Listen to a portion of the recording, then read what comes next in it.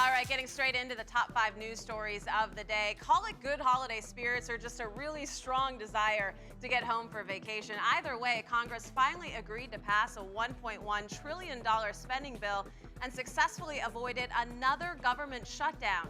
The bill, a combined effort between the president and Republicans, narrowly made it through after a lot of Democratic complaints. Crisis averted for now, but the drama is sure to be continued when the new Congress arrives in January.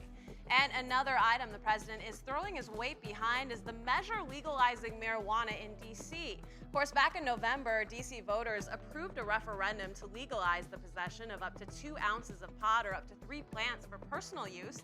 But here's the catch. The president also approved a measure that prohibits the district from spending money to enact the new measure. So that provision was tucked neatly into the $1.1 trillion spending package that the president would help negotiate with Congress.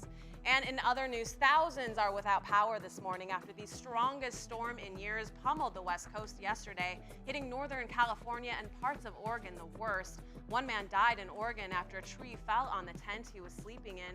Some areas experienced wind gusts up to 60 miles an hour and, of course, rain, and more rain. Jessica will have more details in weather.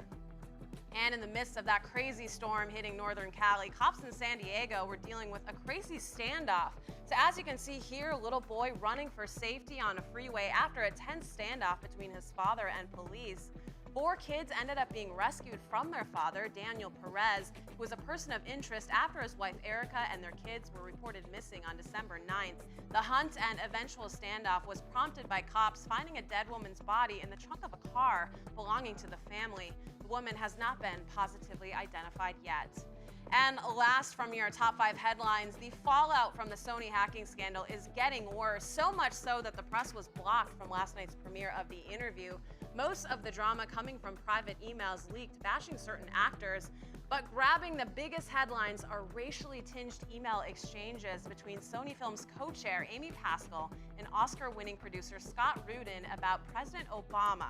So the series of leaked emails show a conversation about what movies the president would like, but they include titles like Django Unchained and 12 Years a Slave. So terrible. Well, both Pascal and Rudin have issued apologies. Rudin saying, quote, "To anybody I've offended, I'm profoundly and deeply sorry, and I regret and apologize for any injury they might have caused."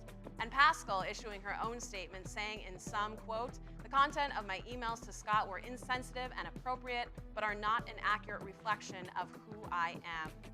Wow, you know, this Sony email hack just keeps getting nastier and nastier. Of course, a lot of the emails were talking about Angelina Jolie saying, you know, that she's a spoiled, talentless brat, things like that.